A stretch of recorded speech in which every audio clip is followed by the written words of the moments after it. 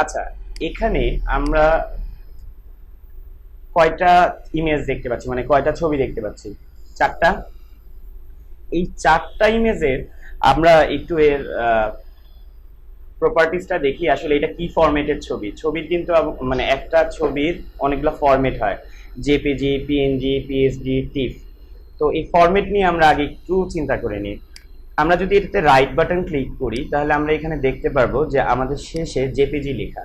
তার মানে হচ্ছে জেপিজি আমরা নর্মালি কম্পিউটারে ভিউ দেখতে পাচ্ছি, রাইট? এইটার আবার যদি আমি প্রপার্টিস ক্লিক করি তাহলে এইটা লেখা আছে পিএনজি, কিন্তু একই ছবি। এইটা যখন আমি ক্লিক করব তখন আমি দেখতেছি যে এটা পিএসপি। দেন আমি যদি আবার পরেরটা ক্লিক করি, আবার প্রপার্টিজে যাই, তাহলে আমি দেখতে পাচ্ছি এটা টিফ। কিন্তু এইটা যখন আমি এখানে ক্লিক করছি, আমি উইন্ডোজে যদি ক্লিক করি,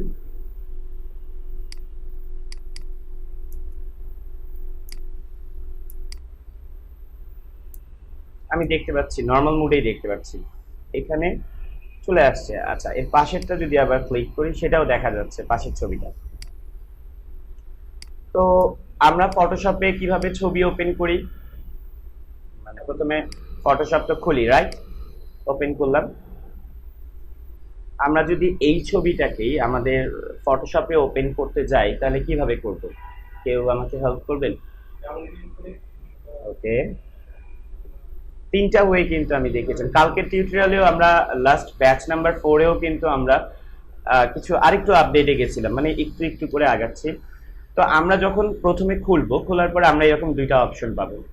একটা হচ্ছে ক্রিয়েট এ নিউ, যদি আমি কোনো নতুন পেজ খুলি তাহলে। আর আরেকটা হচ্ছে যদি আমি কোনো ফোল্ডার থেকে বের করতে চাই তাহলে। তাহলে আমার কি করা উচিত?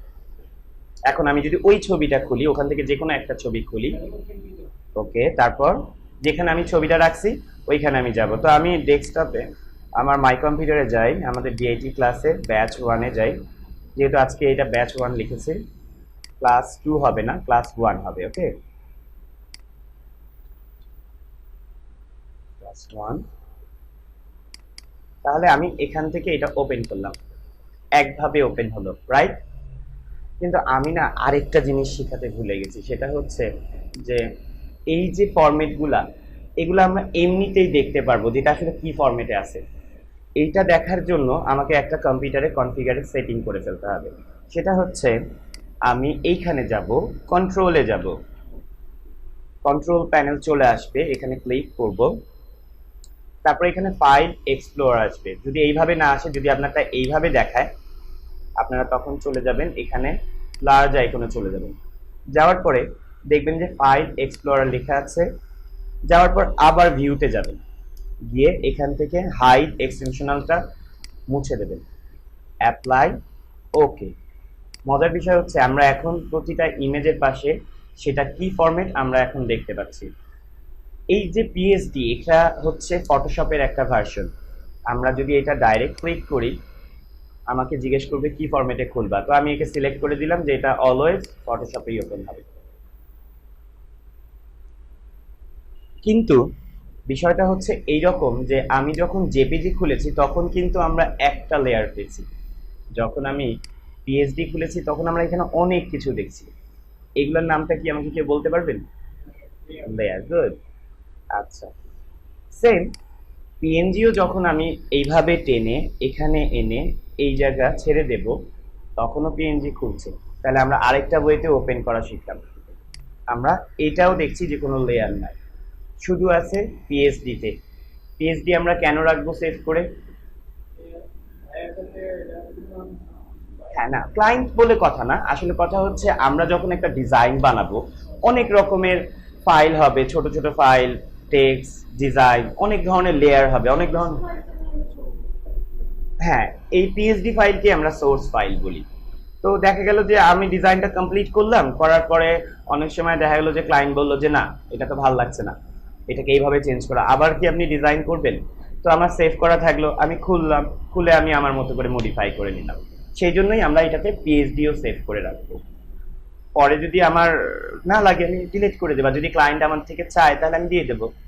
সেটার জন্যই সোর্স ফাইল করা হয় পিএইচডি সোর্স। সেম টিফও আরেক ধরনের সোর্স ফাইল। আমি যদি টিফটাকে ওপেন করি, ওপেন হয়ে ফটোশপে যাই বা এইভাবে ড্রাগ করেও আমরা নিয়ে আসতে পারবো। আমরা টিফ যখন ফরম্যাট এখানে দেখতেছি তখন দেখতেছি এটারও সোর্স ফাইল আছে। দুইটা মানে জিনিসটা আসলে বুঝলাম, জেপিজি কি কারণে ব্যবহার করা হয়, পিএনজি কি কারণে, পিএসডি কি কারণে, আর টিফ কি কারণে। ফরম্যাট নিয়ে কি আমাদের ঝামেলা আছে? আমরা সেভ করার সময় খালি যদি চিন্তা করি আমরা ক্লায়েন্টকে দেবো তাহলে জেপিজি হিসাবে সেভ করব, আর যদি মনে করি আমি আমার জন্য ব্যাকআপে রেখে দেব তাহলে পিএসডি তে সেভ করব। এই দুইটাই আপাতত জানি, পিএনজি আর টিফ নিয়ে আমাদের এখন মাথা ব্যথা নেই। ওকে,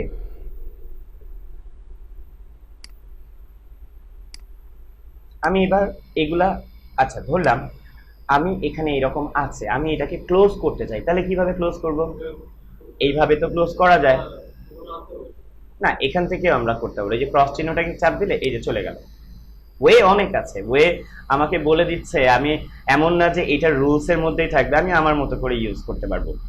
আর আমাদের অনেক শর্টকাট আছে। আচ্ছা এখানে কি উঠতেছে কিছু লেখা? হ্যাঁ উঠছে।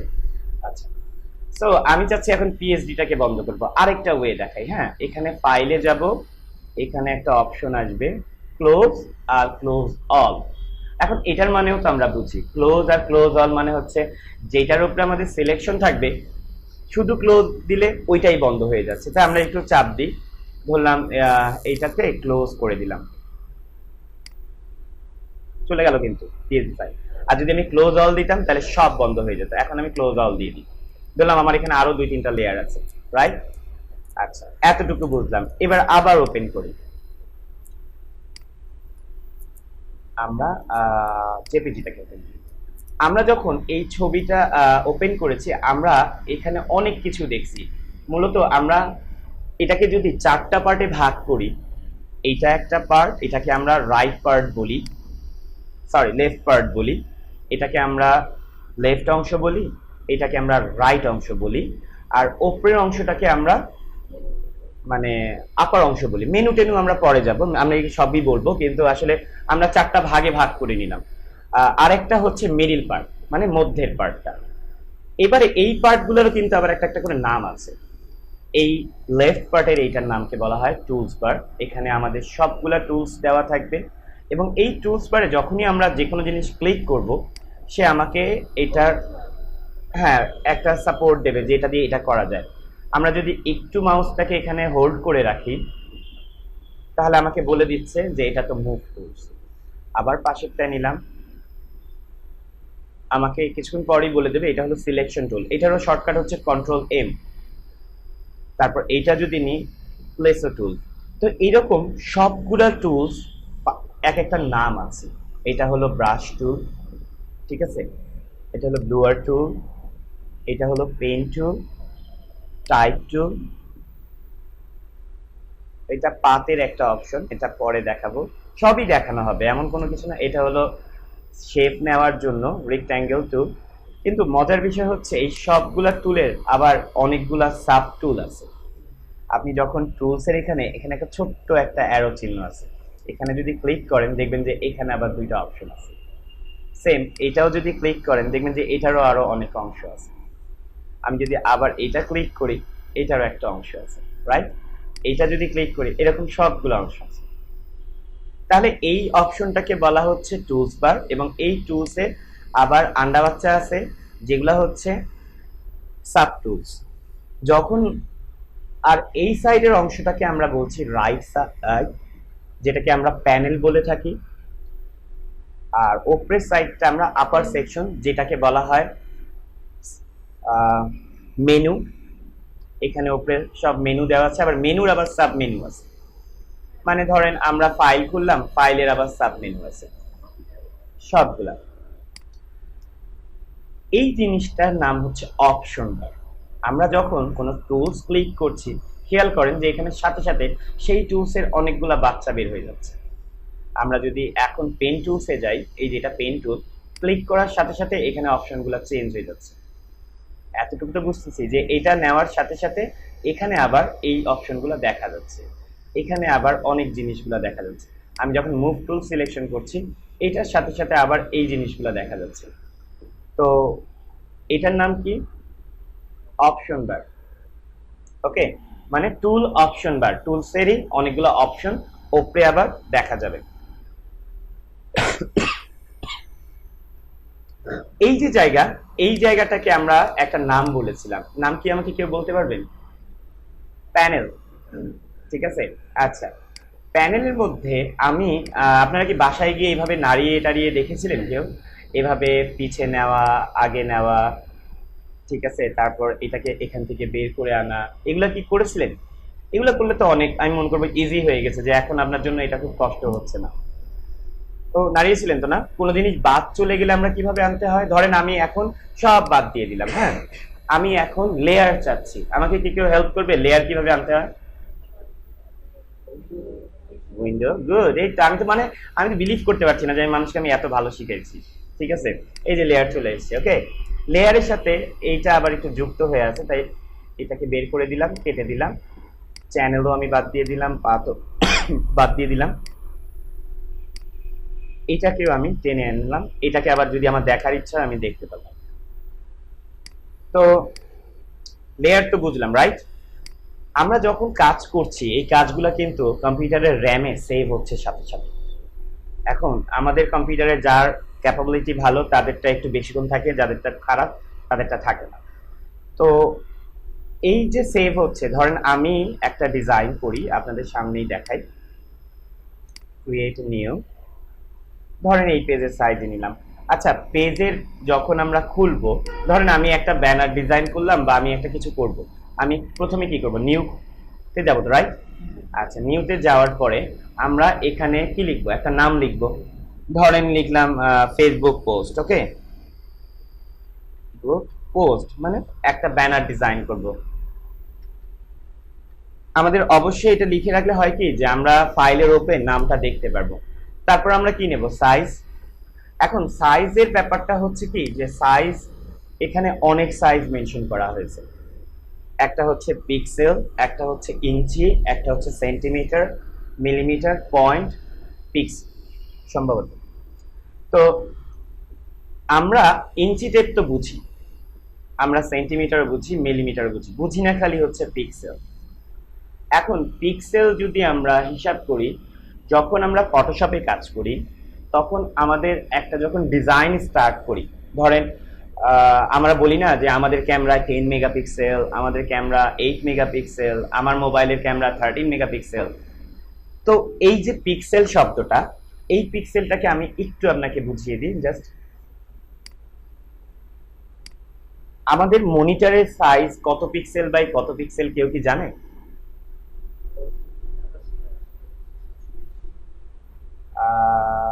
আগে ছিল, এখন আপডেট হয়ে গেছে। 1920/1080। আচ্ছা, এটা কিন্তু একটা পিক্সেল হিসাব, কারণ আমাদের এই মাথা থেকে এই মাথা পর্যন্ত একটা হিসাব ধরা হয়।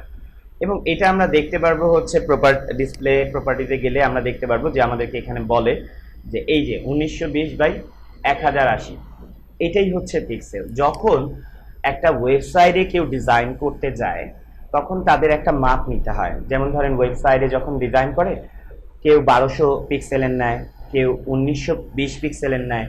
তো এই হিসাবটা তখন আসে, এমনিও আসে, ইমেজের বেলাও আসে, তবে ওয়েব ডিজাইনের ক্ষেত্রে এই পিক্সেলের এক একটা পিক্সেলের হিসাব রাখা হয়। যেমন ধরেন আপনার আরেকটু যদি ভালো করে বুঝাই, আমরা যখন একটা বিল্ডিং দেখি, আমরা একটা ঘরের বিল্ডিং যদি হিসাব করি, বিল্ডিং এ অনেকগুলো ইট হয়, রাইট? তারপর কিন্তু একটা দেয়াল হয়। তো ওই দেয়ালটা ধরেন একটা একটা করে পিক্সেল, এক একটা ফোঁটা। আমি আরো গভীরে যাই, একটা ছবি আমি বের করি আপনাকে দেখাই, গুগলে যাই।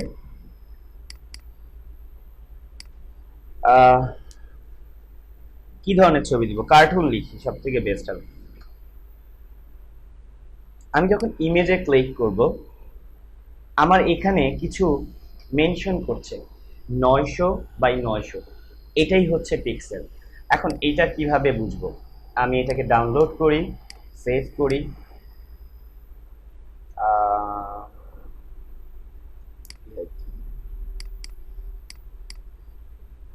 ধরুন ইমেজ বলে ইমেজ লিখলাম, আর আমরা দেখেছিলাম যে এটা 900 মানে এটা আসলে আপনাদের এত গভীরে চিন্তা করার দরকার নেই, এটা একটা মাপ, সোজা কথা। আমি এই মাপটাকে আপনাকে বুঝাচ্ছি কিভাবে। আহ, আবার খুলছি, এই ছবিটাকে আমরা বের করে আনি। বের তো করতে পারবো, এতটুকু তো পারবো নাকি? তাহলে অনেক ভালো শিখিয়েছে আমি, আমার তো এখন ভালো লাগছে যে যাক, ফটোশপের ভয়টা তো চলে গেছে। এটা হচ্ছে একটা ছবি। আমরা যখন এই ছবিটা বের করেছি, আমরা কিন্তু লাস্ট ক্লাসে আমরা বলেছিলাম যে এটাকে ইমেজ সাইজ কিভাবে বের করতে হয়। তাও কি মনে আছে ইমেজ সাইজ দেখা যায় কি করে, কিভাবে? কেউ গাইড? হ্যাঁ, গাইড তো ওগুলো একটু টাফ সিচুয়েশন, ওগুলো আমরা যাব, কারণ এখন যদি গাইড দেখে এমনি আমরা ইমেজ থেকে বের করতে পারছি না। অনেক ইজি, কিছু না, ইমেজে যাবেন, ইমেজে গিয়ে ইমেজ সাইজ ক্লিক করবেন, দিয়ে আপনাকে এখানে পিক্সেল দিয়ে দেন, দেখেন 900 বাই 900। ওকে, এখন 900 বাই 900 জিনিসটা কি আসলে? এই তো সত্যি কথা। আমি এই ছবিটাকে অনেক বড় জুম করছি, জুম কিভাবে করে? Control plus, good. এই দেখেন আমরা যখন ছবিটা বড় করব, এখানে এই দেখেন এই যে এক একটা ফোঁটা দেখছেন না, এগুলাই হচ্ছে পিক্সেল। ওকে, কিন্তু ফটোশপে এটা আসে, কিন্তু ইলিস্ট্রেটরে কখনো কাজ করতে গেলে কোনো পিক্সেল লাগে না, সেটা হচ্ছে ভেক্টর বেস। তখন আপনি যেই রকম মাপ নেন, যেই রকম ইচ্ছা নেন, আপনি করতে পারবেন। তাই একজন ডিজাইনার যদি ফটোশপে ডিজাইন করে, তাকে সবার আগে একটা মাপ নিতে হয়, একটা মাপ নিয়ে তারপর ডিজাইন শুরু করতে হয়। আর মাপ না নিয়ে যদি আপনি ডিজাইন করেন, তাহলে একটু কনফিউশনে চলে আসবে। কারণ তখন আপনি একটা ডিজাইন করেছেন, ক্লায়েন্ট যদি আপনাকে বলে যে এটাকে একটু বড় করে দাও, তাহলে দেখা যাবে যে আপনার এই ছবিটা ফেটে যাচ্ছে। আবার যদি আপনি দেখা যাচ্ছে যে ইলিস্ট্রেটরে যদি এই কাজটা করেন, আপনি ক্লায়েন্ট যখনই বলুক যে এটা আমার অনেক বড় লাগবে, কোনো ব্যাপার না, আপনি যতই বড় করেন ওইটা জ্যামিতিক রেশিওতে ওইভাবে করে বড় হয়ে যাবে, কারণ ওইটাই এই জন্য বলা হয় ভেক্টর বেস। ওই সফটওয়্যারটার নাম হলো ভেক্টর বেস। আর আমরা যখন ফটোশপে কাজ করছি, সেটা হচ্ছে রাস্টার বেস। এখন ফটোশপেও খুব ভালো ভেক্টরের কাজ করা যায়, সেটার জন্য এখানে একটা টুলস আছে, সেটা আমরা পরে দেখাবো। অনেক আপডেট করেছে, সফটওয়্যার আপডেট হচ্ছে, মানুষ এখন দেখা যাচ্ছে যে একটা সফটওয়্যার দিয়েই অনেক কাজ করতে যাচ্ছে, তো কি তাই করতে পারবে না? সেই অবজেক্টগুলোকেই তারা আবার ভেক্টর বেস বানানোর চেষ্টা করছে, সেটা আমাদের পরে আসবে। তো এটা হচ্ছে 900 বাই 900 সাইজ।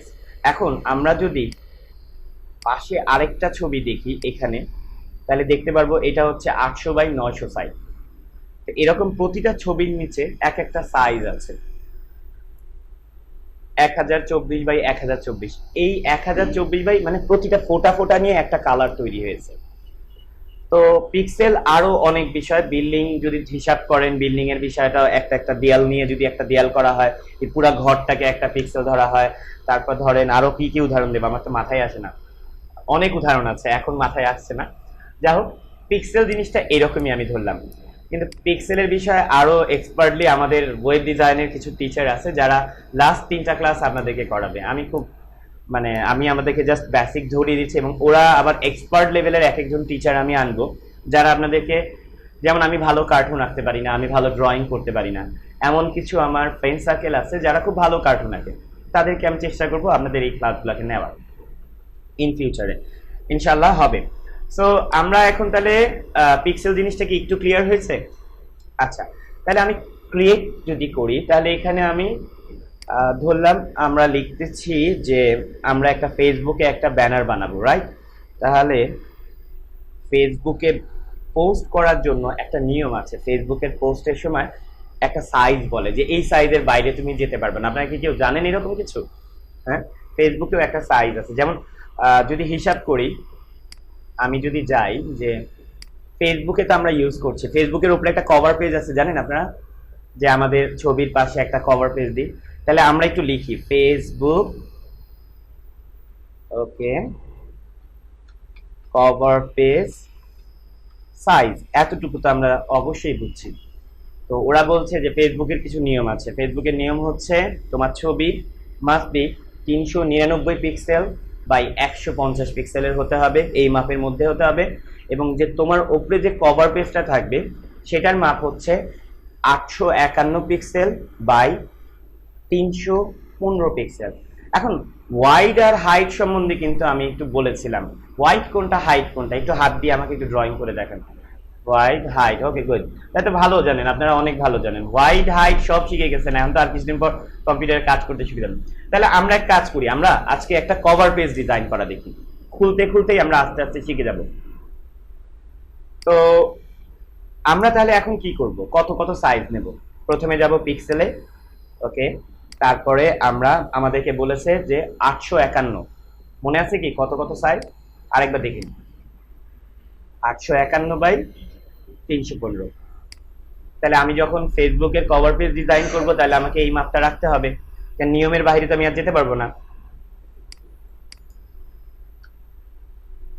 851 আর হচ্ছে 315, আমি তো এইভাবেই দেবো, ঠিক না? হ্যাঁ, কেন এরকম কেন হবে না?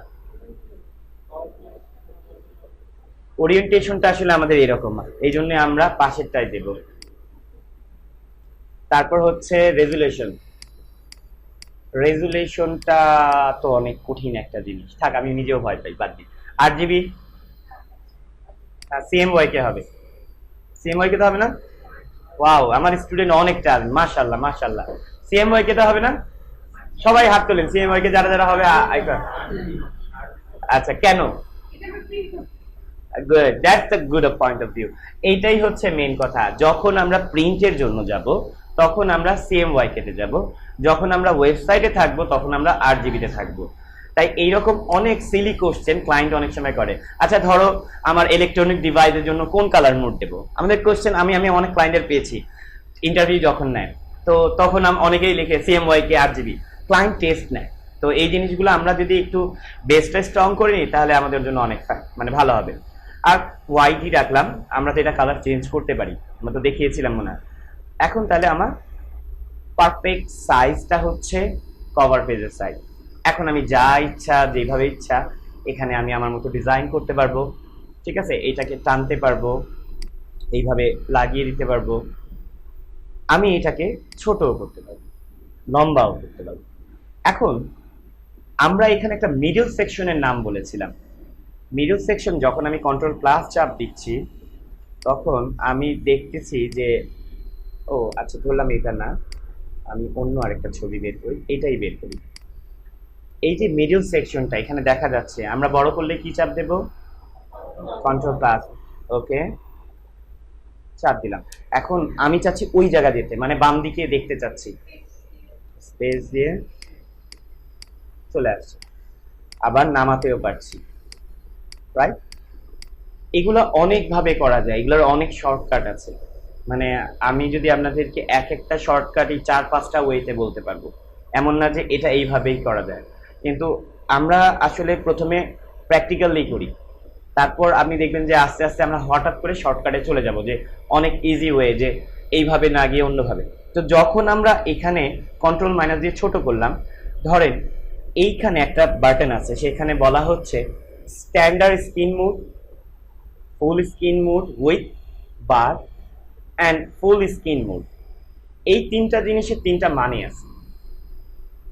তিনটা মানের কারণটা হচ্ছে, যখন আমি স্ট্যান্ডার্ডে দিয়ে রাখবো আমি এইটা চাইলেও, এটা বড় করলাম, আমি এটা চাইলেও এদিকে সরাতে পারছি না, এটা লক হয়ে আছে। এখন এটা সরাতে গেলে আমাকে কি করতে হবে? এটা সরাতে গেলে আমাকে বলছে এফ চাপ দিতে। আমরা লাস্ট ক্লাসে একটু বলেছিলাম অনেকের সময় অনেক প্রবলেম হলে কিছু করবেন না, এফ চাপ দেবেন। কেন বলেছিলাম? কারণ আমি এতটা গভীরে যেতে চাচ্ছিলাম না। এফ যখন আমি চাপ দেব, দেখেন এখানে একটা সিলেকশন পয়েন্ট আছে, যার কারণে এটা আমি হ্যান্ড টুল দিয়ে ওইদিকে সরিয়ে নিতে পারছি না, লক হয়ে আছে। আমি যখন এফ চাপ দিলাম, নিচে দেখেন এফ চাপ দিলাম, এটা প্লেস খুলে দিল, পুরা জিনিসটা ওপেন হয়ে গেল, হ্যাঁ আনলক হয়ে গেল। এখন আমি চাইলে এটাকে সরাতে পারছি, আমি আমার ইচ্ছা মতো অনেক জুম করে নিলাম, করার পর আমার কাছে মনে হচ্ছে এই জায়গাটা ঠিক করতে হবে। এই সিচুয়েশন আসতে পারে, আপনি যখন দেখেন এটা আবার সিলেকশন হয়ে নিচেরটাই সিলেকশন হয়েছে, দেখেছেন মধ্যেরটায় একটা টিক চিহ্ন আছে, দেখা যাচ্ছে না? দেখা যাচ্ছে না, সরি আসলে আমি ঢেকে দিয়েছি, এই জন্যই এইরকম অবস্থা হয়েছে। হ্যাঁ আমরা চেষ্টা করবো একটু আর একটু ও আচ্ছা এইটাই সরিয়ে দিই না, ওকে ভেরি গুড। এই দেখেন এখানে একটা টিক চিহ্ন আছে। কষ্ট টেনশন পরে নেবেন, আপনার প্রবলেম সলিউশন দরকার। আমি এমন কোনো ব্যাপার না যে আপনি লজ্জা পাচ্ছেন, আপনি বুঝতে পারছেন না, আমি জিজ্ঞেস করব, কারণ আমার এখানে সবাই শিখতে যাচ্ছে, আর লজ্জা পাওয়ার কোনো কারণ নেই, আপনার চেহারার ভিতরে লজ্জার ভাব ছিল, ঠিক আছে? এই যে অপশনটা, এটা হচ্ছে ফুল স্ক্রিন মোড, তার মানে আমি যখন এফ চাপ দিয়েছি আমি এটা পুরাটা ওপেন হয়ে গেছে, আমি আমার ডিজাইনটা অনেক বড় হতে পারে, অনেক বড়। এখন আমি চাচ্ছি যে এটাকে দেখবো, তাহলে আমার এখন পুরা এটা খুলে গেছে, রাইট? অনেক সময় এমনও দেখা যায় এই জিনিসগুলাও দরকার হয় না। আমরা যারা আর্ট করি তখন ব্রাশ টুল নিয়ে দেখা যায় করতেছে করতেছে সে পুরা ফ্রেমটাকে সে নিজের মতো করে বানিয়ে ফেলেছে। তখন এ বলছে যদি এরকমও লাগে তাহলে তুমি আবার এফ চাপ দাও। আবার এফ যখনই আমি চাপ দেব, ধরেন আমি আবার এফ চাপ দিচ্ছি, সব চলে গেল। এবং সেও এটাও বলছে আবার এফ চাপ দাও, তাহলে আবার ফেরত চলে আসবে। নিচে এখানে এক জায়গায় বলা আছে ফুল স্ক্রিন মোড, একেবারে সব থাকবে না, শুধু তোমার ইমেজ থাকবে। ইয়েস, সব চলে গেল। খালি এখন আমার ডিজাইন, আমি যেখানে যা ইচ্ছা আমি সেভাবে ডিজাইন করতে পারবো। তো আমি এরকম করি অনেক সময়। আবার এফ চাপ দিলাম, আবার ফেরত চলে আসলাম। এটা কি একটু মাথায় ঢুকেছে নাকি একটু কষ্ট লাগছে? অনেক সময় হয়, দরকার হয়। আচ্ছা, আমার টুলস বারটা আমি কেটে দিই। আমি টুলস বার আনবো কি করে? উইন্ডোজে গিয়ে টুলস, গুড, ভালো। এরকম হয়, চলে যাচ্ছে। এটাকে আমি আবার বের করে আনতে পারছি। আচ্ছা, তো আমরা এখানের এই এতটুকু জিনিস মোটামুটি একটু টুলস বার সম্বন্ধে আমাদের পরিচিত হলো। এখানে একটা জিনিস হচ্ছে কালার, একটা হচ্ছে ব্যাকগ্রাউন্ড কালার, আর একটা হলো সেট ব্যাকগ্রাউন্ড কালার। এটা পরে বুঝি, এটা আমাদের কোর্স মডিউলে কি এটা এখন আছে না একটু দেখে নি আমি, পরে নেক্সট ক্লাসে আছে না? আচ্ছা ঠিক আছে, তাহলে আমাদের আর কি কি আছে একটু দেখে নি, আমি তো ভুলে গেছি।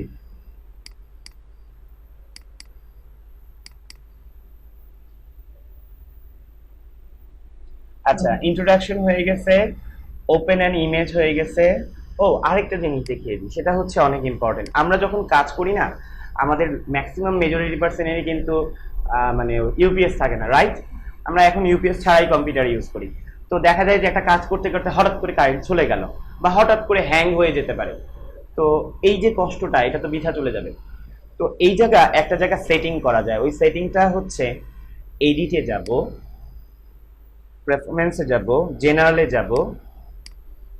এবং জেনারেলে যাওয়ার একটা নিয়ম আছে, এখানে একটা বলে দিচ্ছে যে আপনি যদি জেনারেলে যেতে চান তাহলে কন্ট্রোল কে চাপ দিলে আপনার ডাইরেক্ট এরকম চলে আসবে, এরকম একটা অপশন চলে আসবে,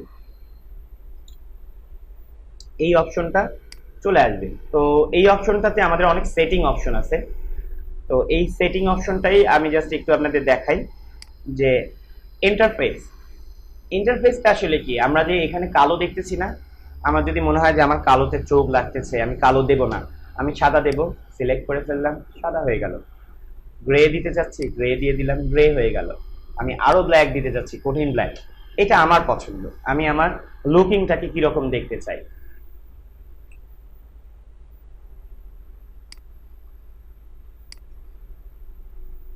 টুলস অপশন আছে, এগুলো অনেক অপশন, এগুলো একটু ভাববেন। আচ্ছা, হিস্টোরি। হিস্টোরি অনেক বড় একটা জিনিস। যেমন ধরেন আমরা যখন এখানে যে কোনো কাজ, ধরেন আমি একটা জাস্ট এক্সাম্পল দেখালাম যে ধরেন আমি আবার আমার ব্যানার সাইজ নিয়ে আসি একটা, এই যে সাইজ আমার সেভ করাই আছে, হয়ে গেছে। এখন আমি এখান থেকে একটা হিস্টোরি একটা অপশন নিয়ে আসলাম, এই যে হিস্টোরি। হিস্টোরি নামটা শুনেই কিন্তু মনে হচ্ছে খুব পরিচিত, যে আসলে চেনা চেনা লাগছে। হিস্টোরি মানে হচ্ছে আমি যা যা করবো সেগুলা ইতিহাসে থেকে যাবে। তো ইতিহাস থাকবে বলতে হচ্ছে আমরা প্রথমে এই ছবিটাকে খুলছি, খোলার সাথে সাথে সে বলছে যে একটা নিউ ফাইল ওপেন হয়েছে। আমি নিউ ফাইল ওপেন করার পর এটাকে আবার নিচে নামালাম, নামানোর পরে আরেকটা কার্টুন নিয়ে আসলাম, এটারও আবার হিস্টোরি বের হয়ে গেছে যে ওপেন। এখন এখান থেকে মুভ টুলস দিয়ে এখানে টেনে নিয়ে আসলাম, কি বলছে ড্রাগের লেয়ার, আমি এক জায়গা থেকে আরেক জায়গায় ড্রাগ করে এনেছি, যার কারণে ও বলছে যে ড্রাগ হয়েছে। এখন আমি আবার এটাকে ছোট করব, কিভাবে ছোট করে জানো? ছোট তো এটা করে। আর আমি যদি অবজেক্টকে ছোট করতে চাই, কন্ট্রোল টি, টি দিলে সিলেকশন হবে। আচ্ছা, তারপর শিফট, কেন শিফট চাপবো? আচ্ছা, শিফট না চাপলে দেখা যাবে রেশিও পারফেক্ট হবে না। আমি একবার শিফট ছাড়া দিয়ে দেখি, একটু সরে যায়, কেমন যেন একটু অদ্ভুত অদ্ভুত লাগে। তো আমাকে যদি অবশ্যই এটা করতে হয় তাহলে আন্ডোতে চলে গেলাম। আন্ডো কিভাবে যায়? কন্ট্রোল জেড, আমরা ফিরে যাওয়ার জন্য কন্ট্রোল জেড। এখন আমি আবার কন্ট্রোল টিতে আসলাম, এসে শিফট চেপে ছোট করলাম। ওকে, কিন্তু শিফট চাপার মধ্যেও আরেকটা মজা আছে। যদি দেখা গেছে যে আমি এই কার্টুনটা এখানে মিডিলে রাখলাম, এখন আমি চাচ্ছি না যে এইভাবে কন্ট্রোল সি চাপে শিফট দিলে এইভাবে নিচে চলে আসছে, আমি চাচ্ছি যে এটা সমানভাবে মিডল থেকে একেবারে সমানভাবে সব জায়গা থেকে হোক। খুব সোজা, এমন কিছুই না। কন্ট্রোল টি চাপ দেন, শিফটের সাথে সাথে আরেকটা বাটন যোগ করেন, অল্ট্রা। দেখেন খুব কঠিন, খুবই সোজা। খালি একটু বাসায় গিয়ে ইউটিউবটা থেকে ডাউনলোড করবেন না, একটু কষ্ট করে বারবার রিভাইন্ড করবেন, আবার দেখবেন, আবার রিভাইন্ড করবেন, আবার দেখবেন, তাহলে ইজি লাগবে। ঠিক আছে, ডাউনলোড করলে দেখা যাবে ডাউনলোডই হয়ে থাকবে, আর দেখা হবে না। আমার বেলাও একটু স্টপ। তাহলে ছোট করতে গেলে কন্ট্রোল টি চাপ দিতে হবে, ট্রান্সফরমার, আর শিফট চাপলে নিচের দিকে চলে আসছে, আর অল্ট্রা যদি চাপ দিই তাহলে হচ্ছে কি যে একবার মিডল থেকে হচ্ছে। ওকে, তাহলে আমি এটাকে সরিয়ে নিলাম এবং সাথে সাথে দেখাচ্ছে যে আমি কি করেছিলাম। হিস্টোরিতে বলছে যে তুমি তো আগে প্রথমে নিউ চাপ দিয়েছিলা, তারপরে ড্রাগ করে আনছো, তারপরে মুভ টুল ইউজ করছো, আমি এটাকে সরিয়েছি, তারপর হচ্ছে ফ্রি ট্রান্সফার করেছি মানে ছোট করেছি, এবং আবারও ছোট করেছি, তারপর মুভ টুল দিয়েছি। তাহলে আমি মনে করি যে আচ্ছা ঠিক আছে, আমার ইতিহাস তো এগুলা দেখেছে, আমি আসলে প্রুফ নিই যে ইতিহাস কি ঠিক বলেছে না ভুল বলেছে। নিউতে চলে গেলাম, তার মানে কিছুই ছিল না। যখন আমি আগের জায়গায় ফিরে গেলাম তখন দেখতে পেলাম আমার নিউয়ের সময় কিছুই ছিল না, যেরকম একটা খালি পেজ ছিল। আমি যখন ড্রাগ করে এনেছি তখন এরকম ছিল, আমি যখন মুভ করেছি তখন এই জায়গা ছিল, আমি যখন ফ্রি ট্রান্সফার করেছি তখন এইভাবে ছিল, আবার যখন আরেকটু ছোট করেছি তখন এইভাবে ছিল। তারপর আমি কি করেছিলাম, মুভ করেছিলাম, এটাকে সরিয়ে অন্যদিকে নিয়েছিলাম। তার মানে হিস্টোরির কাজটা কি আমাদের বোঝা গেছে? হিস্টোরি কি করতে থাকে, অনেক সময় হয় যে আমরা একটা কাজ করে গেছি, আন্ডো আন্ডো টিপ দিতে দিতে কিন্তু আমরা পাগল হয়ে যাব। তো তখন করি কি, আমরা হিস্টোরিতে গিয়ে যেই জায়গা থেকে আমাদের দরকার, যেই ভুলটা হয়েছে সেই ভুলটাকে আমরা কারেকশন করে আবার ফিরিয়ে নিয়ে চলে আসবো। আচ্ছা, কেউ হয়তো মোবাইল ইউজ করছে, তার চোখের সামনে লাইট আসছে, আমি দেখতে পাচ্ছি, ঠিক আছে। সো এই হলো ঘটনা, আপনার হিস্টোরি জিনিসটা আপনাদের বোঝা গেছে। এবারে আন্ডো আর হিস্টোরি জিনিসটা তো ক্লিয়ার নাকি? আন্ডো হচ্ছে কন্ট্রোল জেড, আর হিস্টোরিতে গিয়েও আমরা অনেক সময় চেঞ্জ করতে পারি। আচ্ছা, এখানেও একটা ভালো কথা, কন্ট্রোল জেড যদি আমি একবার চাপ দিই তাহলে এক জায়গা ফিরে আসছে, কিন্তু আমি যদি আমার যদি 3-4টা স্টেপ লাগে তখন আমাকে কি করতে হবে, কন্ট্রোল সাথে অল্ট্রা আর জেড, আগের জায়গায় ফিরে গেল। মানে এখানে আমার একটু দেখেন কিবোর্ডের শর্টকাট, অবশ্যই এখানে আমরা দেখতে পাচ্ছেন না আমার যতদূর মনে হয় সাইডে, কন্ট্রোল প্লাস অল্ট্রা প্লাস জেড একসাথে যখন 3টা চাপ দেবেন তখন আপনার মানে এক পর্যায়ক্রমে যাওয়া শুরু করে দেবে। আর যদি সেইভাবেও কষ্ট হয় তাহলে হিস্টোরি থেকে একটু কষ্ট করে বের করে নেবেন, দুইটা ওয়ে দেখিয়ে দিলাম। আচ্ছা, তার মানে হচ্ছে হিস্টোরিটা ক্লিয়ার। এবারে আমরা যাব লেয়ারে। লেয়ার জিনিসটা কি, রাইট? লেয়ার কি আমাকে একটু সংজ্ঞা দেন, আমি 2-3 জনকে জিজ্ঞেস করবো। লেয়ার, নাসরিন আপু বলবেন, আপনাকে বলতে হবে। নাসরিন আপু বলেন লেয়ার কি জিনিস। বসে বসে বসে, আমরা আমরা কেউ এখানে স্টুডেন্ট না, আমরা সবাই শিখতে এসেছি এবং জাস্ট আমরা চেষ্টা করবো যে আমরা সবাই ফ্রেন্ডলি। বসেই বলেন, আমরা যতটুকু পারেন, লজ্জা পাওয়ার কোনো কারণ নেই। এরপরে আরেকজন আপু আসবে, রেডি? যেইভাবে পারেন কোনো। আচ্ছা, গুড, ব্রিলিয়ান্ট স্টুডেন্ট। আচ্ছা, আপনি লেয়ার কি জিনিস যেইভাবে আপনি আমার থেকে বুঝছেন, আপনাকে কোনো নিয়মে সংজ্ঞা দিতে হবে না, আপনি আপনার ভাষায় ডিজাইন শিখতেছেন, আপনি যেভাবে মন চায় আপনি সেভাবে আমাকে, মানে আপনি বুঝতে পারছেন, এটাই হলো বড় কথা। তারপর ইশতিয়াক নামের কেউ আছে? ইশতিয়াক বলো।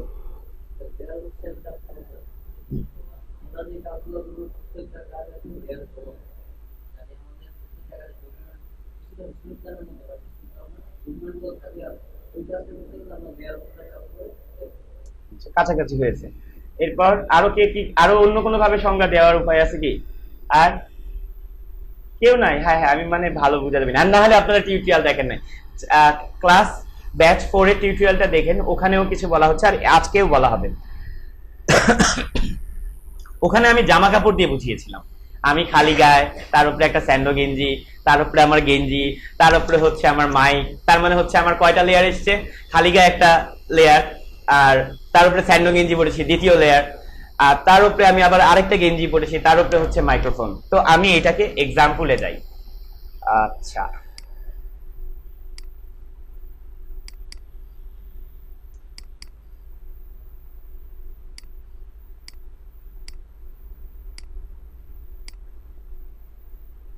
এইটা একটা মানে অবজেক্ট, এখানে আমি সব বাদ দিয়ে, ওকে, সব বাদ দিয়ে দিলাম। আমাকে একটু এবার হেল্প করেন যে আমি লেয়ার অপশনটা খুঁজে বের করে আনবো। উইন্ডো, তারপরে লেয়ার।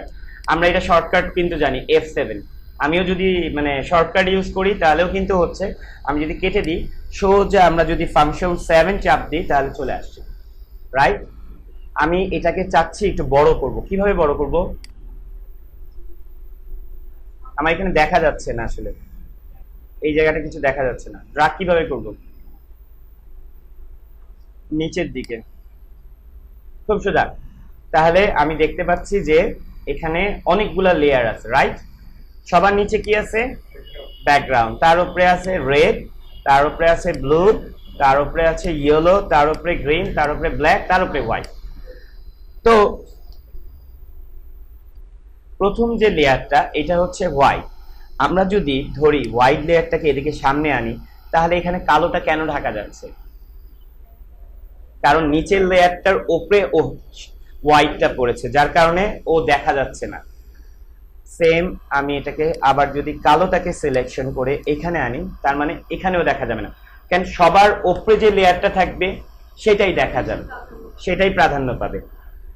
তাহলে আমি এটা সরিয়েছি, কিন্তু আপনাদের বেলায় দেখা যাবে যে আমি এইভাবে যে সরাচ্ছি, আপনাদের বেলা হয়তো নাও সরতে পারে। তার কারণ হচ্ছে এই বাটনটা হয়তো বা সিলেকশনে নাই। এটার কাজ হচ্ছে যখন আমি এটাকে সিলেকশন করে রাখবো, সে অটোমেটিকলি যেটার উপরে আমি মাউস রাখবো সে সেটাকেই সরাবে এবং সাথে সাথে এটাকে সিলেক্ট করে নেবে। ক্লিয়ার? আমি যদি এইটা এখন উঠিয়ে দিই, আমি যদি এইটাকে সরাতে চাই, কোনটা সরছে? কেন? এখানে ওয়াইডে সিলেক্ট করা আছে, রাইট? তাহলে আমি একটা কাজ করি, তাহলে আমি যেটা করব সেটা হচ্ছে আমি এটাকে সিলেকশন করে রাখলাম লেয়ারে দিয়ে, এবং এখানে আবার দেখলাম যে এখানে পাশে নাকি লেয়ার বলে একটা জিনিস আছে, এটাও দিয়ে রাখলাম। এটার পরে আমি আরো একটু গভীরে যাব। আমি যখন মুভ টুল সিলেকশন করেছি, আমরা কিন্তু বলেছিলাম এই একটা মেনু আছে, এটার নাম আছে, কি নাম বলেন তো? অপশন বার। গুড। মানে আমরা যখনই মানে কোনো টুল সিলেকশন করব সেই টুলসেরই বাচ্চা কাচ্চা সামনে চলে আসবে, অনেকগুলো অপশন চলে আসবে, ঠিক আছে? তো এখন কিন্তু আবার দেখেন সিলেকশন হয়ে গেছে। কিন্তু অনেক সময় দেখা যাবে এত গিজিবিজি গিজিবিজি লেয়ার হবে, আপনি যখন মানে অনেক এলোমেলো হয়ে যাবে, তখন কিন্তু আপনি এভাবে অটো সিলেকশন দিবেন, একটা সিলেকশন হয়ে যাবে আরেকটা, তখন আপনাকে আবার এটা উঠিয়ে দিয়ে এখান থেকে ফাইন্ড আউট করে সেটাকে সরাতে হবে। এবার আরেকটা জিনিস দেখা, এই যে লেয়ার আছে না, এই লেয়ারটাকে আমি চাচ্ছি, এই লেয়ারটাকে চাচ্ছি সবার উপরে আনবো, মানে কিছু দেখা যাবে না, এই নিচে যে ব্যাকগ্রাউন্ডটা আছে এটাকে আমি সবার উপরে দিয়ে দেব। কেউ কি বলতে পারেন যেটা? একটা তো হচ্ছে চোখ বন্ধ করে দিলাম, সেটা তো হাইড হয়ে গেল, কিন্তু আমি চাচ্ছি যে না, ধরলাম এইটাকেই, রেডটাকে সিলেক্ট, হ্যাঁ আচ্ছা, ড্রাগ করে নিতে হবে, এটা তো আছে, কিন্তু আরেকটা ওয়ে আছে, অনেক ওয়ে আছে, ওয়ের অভাব নেই। আপনি যদি কন্ট্রোল চাপেন, আপনারা কি কন্ট্রোল কিবোর্ড দেখছেন এখানে? ও আচ্ছা, ঢাকা পড়ে গেছে না, ও সরি। ইয়েতে মনিটরে, ইয়েতে রেকর্ডিং এ চলে আসবে। কন্ট্রোল চাপার পরে আপনি যদি ফার্স্ট ক্লোজ, থার্ড ব্র্যাকেট তো চেনেন নাকি? থার্ড ব্র্যাকেট চাপ দেন, তাহলে আস্তে আস্তে উপরে উঠছে, উপরে উঠে গেল। এবার যদি আপনি থার্ড ব্র্যাকেটের মানে একটা হচ্ছে ক্লোজ, একটা হচ্ছে ওপেন, আমি ধরলাম এবার ওপেনটা দিলাম, মানে ফার্স্ট থার্ড ব্র্যাকেটের প্রথমে একটা থাকে, কি জানতে হবে আমি জানি না অবশ্যই, এটার নাম কি বলে এটা? সাউন্ড বলো তো, থার্ড ব্র্যাকেটের প্রথমটাকে কি বলে আর শেষটাকে কি বলে? মানে একটা হচ্ছে ক্লোজ, একটা হচ্ছে ওপেন, আর একটা ক্লোজ, জানা আছে? হ্যাঁ, স্টার্ট, যাও এটাই নাম দিলাম, তাহলে আমি আমার হয়তো এরকম জানা নেই। যাও, কন্ট্রোল যদি আপনি দিয়ে থার্ড ব্র্যাকেটের দুইটা অপশন হচ্ছে, একটা বন্ধ, একটা হচ্ছে একটা ক্লোজ, একটা মানে একটা ওপেন একটা ক্লোজ, সোজা কথা। আপনি যদি ওপেনটা ক্লিক করেন তাহলে দেখেন যে নিচে যাচ্ছে কন্ট্রোল চাপার পর। আমি যদি আবার পাশেরটা দিই তাহলে ওপরে চলে যাচ্ছে। অনেক সময় দেখা যায় যে আমাদের লেয়ারকে একটা ডিজাইন করেছি, এখন ওপরে নিতে হবে, তো সেই সিচুয়েশনে আপনাকে এইটা ইউজ করতে হবে।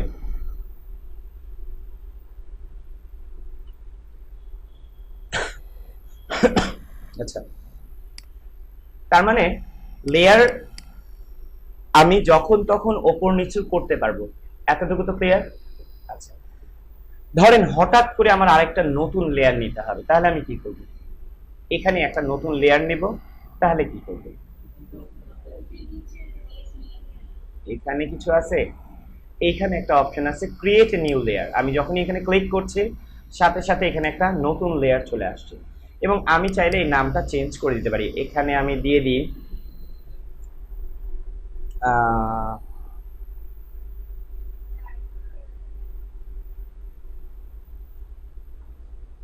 কোনটা?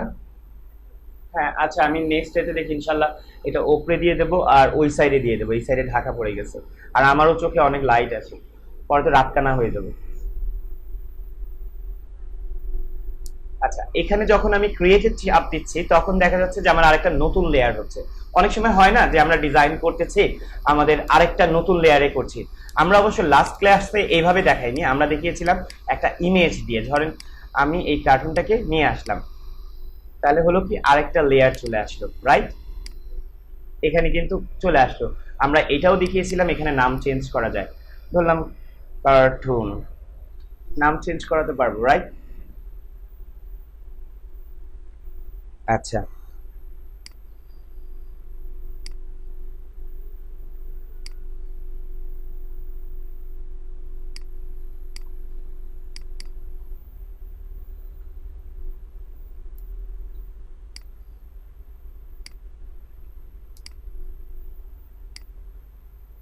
এখন ধরেন আমার এখানে ব্ল্যাক কালারটাকে আমি হাইড করব, লুকিয়ে রাখবো, আমি দেখাবো না, তাহলে কিভাবে করতে হবে? ব্ল্যাকটাকে সিলেকশন করে চোখটা বন্ধ করে দিলাম, ওকে? আচ্ছা, এখন অনেক সময় দেখা যাচ্ছে যে এত ডিজাইন হয় বা এত লেয়ার হয়, আমি এলোমেলো হয়ে যাই। তো তখন আপনার দেখা যাচ্ছে যে এই লেয়ারকে গ্রুপ করে রাখতে হয়। যে আমি ধরলাম, আচ্ছা ঠিক আছে, এখানে সাদা, হলুদ আর কালোকে একটা জায়গা আটকিয়ে রাখবো। তো এই একটা জায়গাকে আমি আগে সিলেকশন করি। সাদাটাকে সিলেকশন করলাম কন্ট্রোল চেপে, তার সরি শিফট চাপলাম, তারপর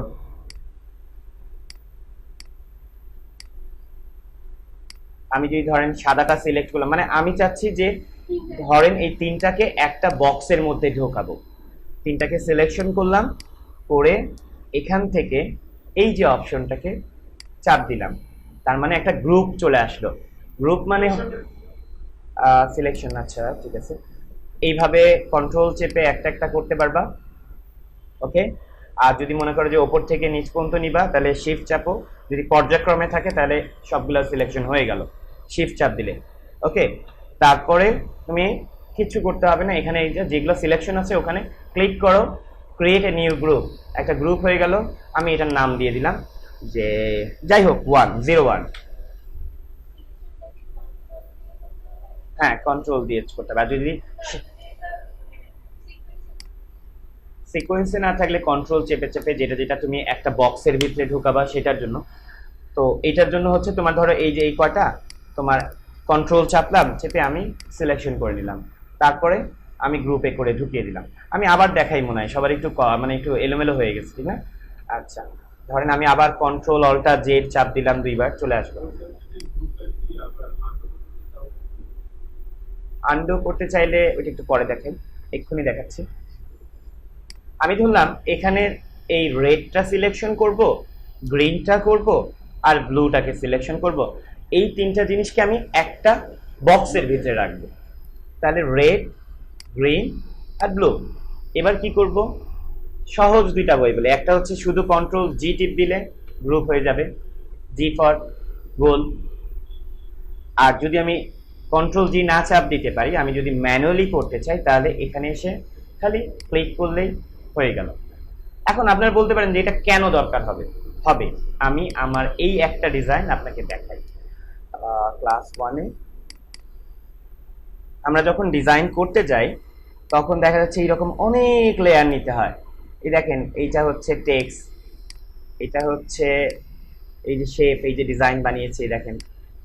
আস্তে আস্তে আমি যদি এটাকে সুন্দর করে সাজিয়ে রাখি, যে আমি যদি মনে করি যে আচ্ছা ঠিক আছে, এই যে ওয়ান, আর এই ব্যাচ, আর এইটা এইটাকে আমি একটা বক্সের ভিতরে ঢুকাবো। আমি যখন ডিজাইন করেছি আমি চিন্তা করছি যে এটাকে একটা বক্স দিই, সবগুলা ওপর থেকে নিচ পর্যন্ত শিফট চাপ দিলাম, যে পর্যন্ত আমার সিলেকশন দরকার শিফট চাপ দিলাম, সবগুলা সিলেকশন হয়ে গেল। এবার আমি নিচে গিয়ে এটাকে ক্লিক করলাম, করলে হয়ে গেল কি ওই জিনিসটা কিন্তু ওইটার ভিতরে ঢুকে গেল। আমি এখানে একটা নাম দিয়ে দিলাম ব্যাচ 1। সো মজার বিষয় হচ্ছে এটা যেহেতু সব একটার ভিতরে ঢুকিয়ে গেছে, তাহলে আমার দেখতেও সুন্দর লাগলো, ফোল্ডারটা গুছানো হয়ে গেল। আপনারা ঘর গুছান যারা যারা, তারা এই ভালো কাজটা করতে পারবেন, যারা গুছিয়ে রাখার অভ্যাস আছে।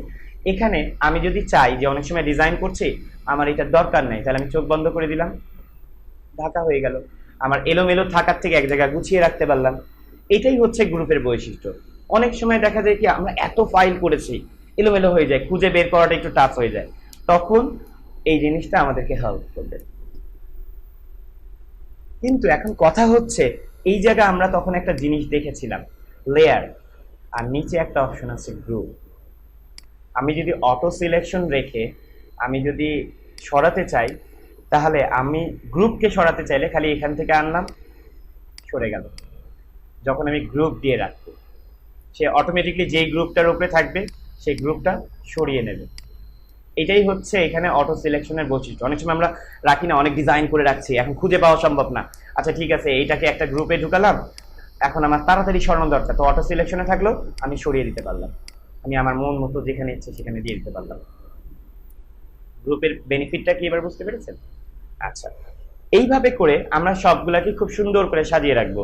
এক জায়গা টেক্সট সাজাবো, এক জায়গা আমরা শেপ মানে অনেক ডিজাইন করেছি, এক জায়গা ইমেজ, এক জায়গা লোগো। এতে হয় কি আপনার গোছানোর লেভেলটা খুব সুন্দর হবে। যখনই কেউ ফাইল খুলবে সে দেখবে আর এত সুন্দর করে গোছানো আছে, সে সহজে কাস্টমাইজেশন করতে পারবে।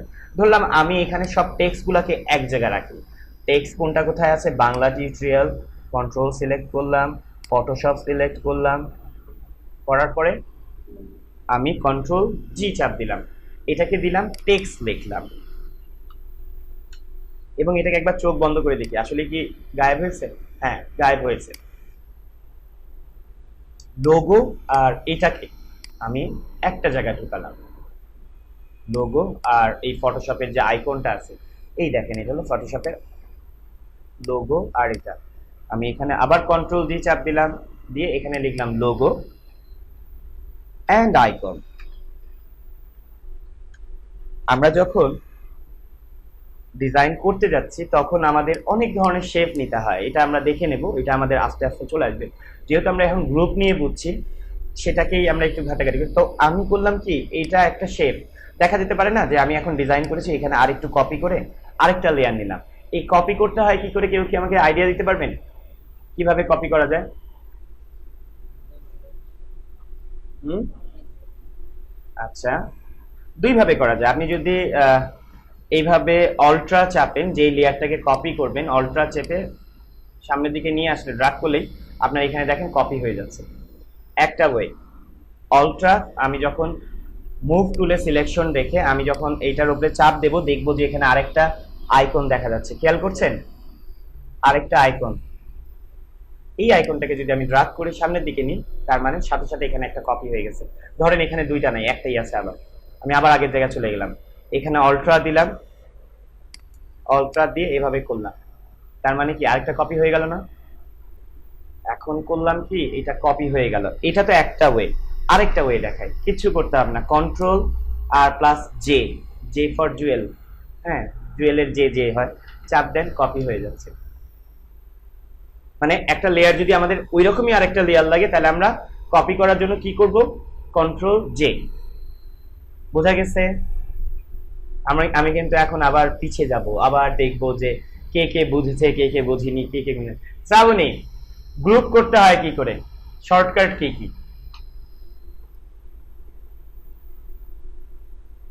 বলো। আমি রেকর্ড, আমরা কোথায় ছিলাম যেন মূলত, মানে লেয়ারে।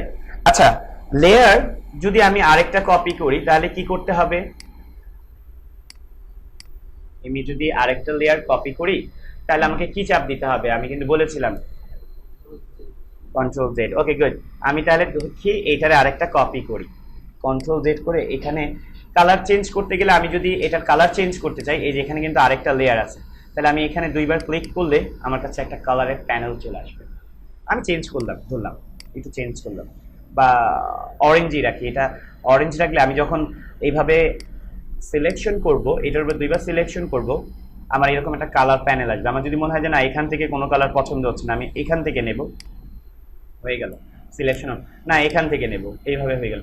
সাদা নেব, এই যে এটাকে বলা হয় ড্রপ টুল, এই যে অটোমেটিকলি চলেই আসবে, কারণ আপনি যেই কালারটা নেবেন সেটা দিয়ে আপনি ওকে বুঝিয়ে দিচ্ছেন যে এটাই রং করো। খুব ইজি, মানে আপনি সিলেকশন করা এত কঠিন না। ধরলাম আমি যেই কালার আছে সেই কালারই নিলাম, আমি এটাকে এই সাইডে রাখলাম। এখানে একটা অপশন আছে অপাসিটি আর ফিল।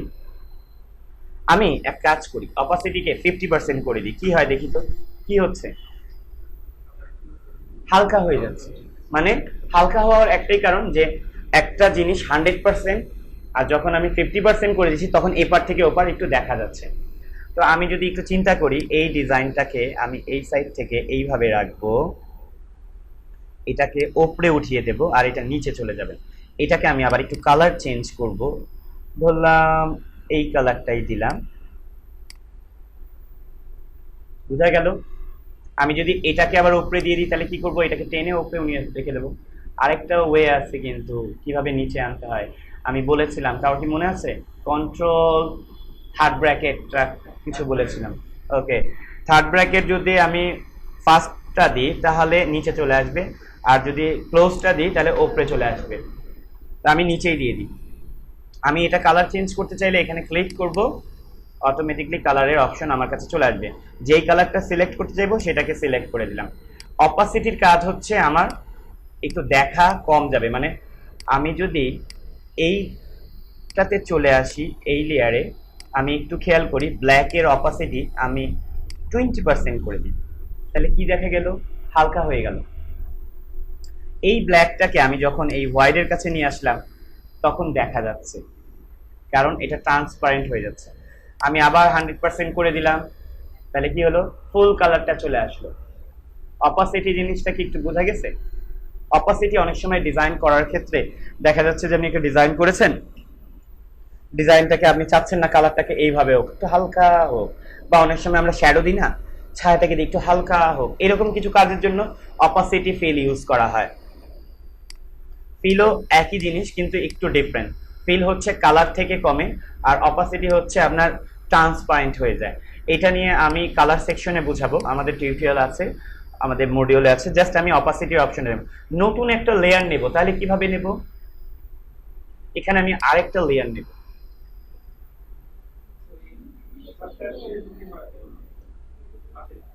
শর্টকাট, শর্টকাট নিলে কি করব, কন্ট্রোল দিয়ে, কন্ট্রোল দিয়ে তো আসলে কপি হয়ে যাচ্ছে। আর যদি আমি এখান থেকে এইটা নিই, ক্রিয়েট এ নিউ লেয়ার, তাহলে এখানে কিন্তু আরেকটা নতুন লেয়ার হয়ে যাচ্ছে। নাম চেঞ্জ করতে চাইলে দুইবার ক্লিক, ব্ল্যাঙ্ক। আমি এটাতে এক কাজ করি, এবার একটা ব্রাশ নিই, এটা তো ব্রাশ টুল। ওকে, আমি এই লেয়ারে এবার ফুল স্ক্রিন মোড করতে চাচ্ছি, কি করব, এফ, ফুল স্ক্রিন মোড হয়ে গেল। মানে আমার একটু আগে ছিল এরকম একটা বক্সের মতো, ট্যাবের মতো ছিল, আমি এফ চাপ দিলাম, তখন তো আমি এখান থেকে সরতে পারতাম না, রাইট? এখন আমি যখন এফ চাপ দিচ্ছি আমি এটা সরাতে পারছি। ক্লিয়ার? এফ মোডে আমি এটাকে বড় করব, তাহলে কি করতে হবে, কন্ট্রোল প্লাস। আরেকটা মজার জিনিস আছে, সেটা হচ্ছে আমি বড় আরেক ভাবেও করতে পারি। সেটা শুধু যদি আপনি কন্ট্রোল চেপে আপনি আপনার মাউসের স্ক্রলটাকে যদি ইয়ে করেন, অল্ট্রা চেপে যদি আপনি স্ক্রল করেন, তাহলে আপনার বড় হয়ে যাচ্ছে, সেন্টার থেকেই বড় হচ্ছে। ওকে, আমরা অনেক সময় দেখা যাচ্ছে না, জুম করতে হচ্ছে, আবার কি কন্ট্রোল প্লাস চাপ দিয়ে এদিক দিয়ে ওদিক দিয়ে ধরে ধরে করতে হবে, টাফ হয়ে যায়। অনেক টুলসে আমি ধরেন এখন পেন টুলে কাজ করছি, ধরেন এইভাবে করে এইভাবে পেন টুলে কাজ করছি, হঠাৎ করে আমার এটা বড় লাগবে, সো বড় করবো কিভাবে, অল্ট্রা চেপে আমার স্ক্রলটা, মাউসের স্ক্রলের বাটনটাকে এভাবে করলেই আমি হয়ে যাচ্ছে। এখন আমার তো উপরে ঢাকা পড়ে গেছে, আমি এটাকে নিচে নামাবো, কিভাবে নামাবো, স্পেস বার, গুড। তাহলে এইটুক তো ক্লিয়ার। ছোট করতে গেলেও আবার উল্টা দিকে ঘোরাবো, হুইলটাকে উল্টা দিকে ঘোরাবো। এই হুইল আসার জন্য আমাকে একটা কাজ করতে হবে, সেটা হচ্ছে পারফরমেন্সে গিয়ে, জেনারেলে গিয়ে, টুলসে গিয়ে জুম উইথ স্ক্রল হুইল দিয়ে দেবেন, দেখেন কি সুন্দর করে চলে আসবে। এবার কন্ট্রোল চাপেন, এইভাবে বড় হচ্ছে। আর যদি এবার অল্টা চাপেন তাহলে ওপরে চলে যাচ্ছে, নিচে নেমে যাচ্ছে। একটু চেঞ্জ হয়ে গেছে, এখন কন্ট্রোল চেপে আপনাকে জুম করতে হবে। তখন ছিল কি অল্ট্রা চেপে। আমি এটা দিয়ে রাখলাম কেন, অনেক সময় দেখা যায় যে আমার সিলেকশনে আমার এই সাইডে আসতে হতে পারে, একটু নিচের দিকে নামতে হতে পারে, আমি টুলস চাচ্ছি না যে আমি আবার হ্যান্ড টুলটাকে ইউজ করি, তখন আমি অল্ট্রা চেপে নিচের দিকে নেমে যাবো। এতটুকু ক্লিয়ার? ওকে,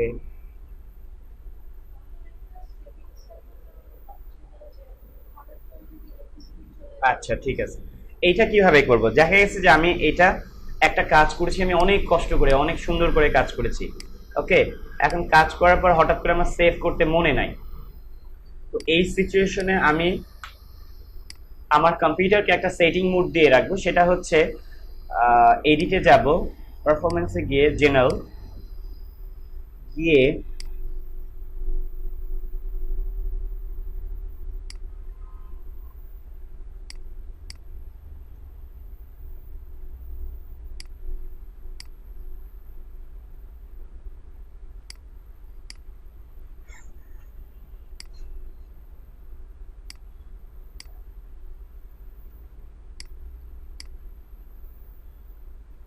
আচ্ছা এই জিনিসটা কি আমি একটু বলি। আমরা আমাদের কম্পিউটারে র্যাম যতটুকু আছে, র্যাম হচ্ছে আমাদের কম্পিউটারে 8 জিবি, আপনাদের কম্পিউটারে হয়তো বা 4 জিবি আছে, অনেকের আরেকটু কম আছে। তো এটা হচ্ছে কি 70% দিয়ে রাখলে আপনার র্যামটাকে একটু, ফটোশপটাকে একটু ফাস্ট করে দেবে। এটা চাইলে আপনি কমাতেও পারবেন, চাইলে আপনি বাড়াতে পারবেন। আমি 70 দিয়ে রেখে দিয়েছি, ডিফল্ট সেটিংই আছে। আর এটা হচ্ছে হিস্টোরি, আমরা আপনাদেরকে হিস্টোরি দেখিয়েছিলাম। হিস্টোরিতে আমাদের 50টা লিস্ট থাকবে, 50টার পর সে ভুলে যাবে যে তার কি আছে। তা আমি যদি চাই যে এখানে আরো বেশি দিয়ে রাখতে পারি, কিন্তু এখানে একটা কথা আছে, আমি বেশি দেব না, কারণ এটা র্যামের ওপরে প্রেশার পড়বে। সেজন্য 50 বা 20 ইজ এনাফ। 20 দিলে আরো ভালো, আরো স্মুথলি কাজ করবে। 30ও দিতে পারেন, আপনার মতো করে আপনি এখানে সেটিং করতে পারবেন। আমি 50 দিয়ে রাখি, ডিফল্ট দিয়ে রাখি। কেন এটা শুধু এটা না, এটা গ্রাফিক্সের উপরেও প্রেসার পড়বে। এই যে জিপিইউ পারফরমেন্স হচ্ছে, এটা গ্রাফিক্সের উপরে পড়বে।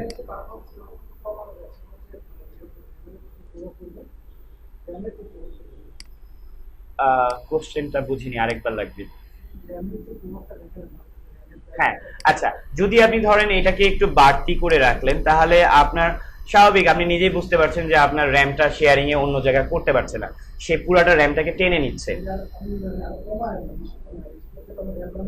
একটু স্লো হতে পারে, দ্যাট ইজ বেসিক রুলস। আপনি যদি এখানে আমি একটু কমিয়ে দিই, হয়তো বা আমি একটা কমান্ড করলাম, সেটা আমার পারফরমেন্সের সাথে সাথে পেলাম না। হ্যাঁ, ফটোশপ, শুধু ফটোশপের, এটা যেহেতু ইন্টারফেসটা আপনার ফটোশপের উপরে, তাহলে ফটোশপের উপরে। আচ্ছা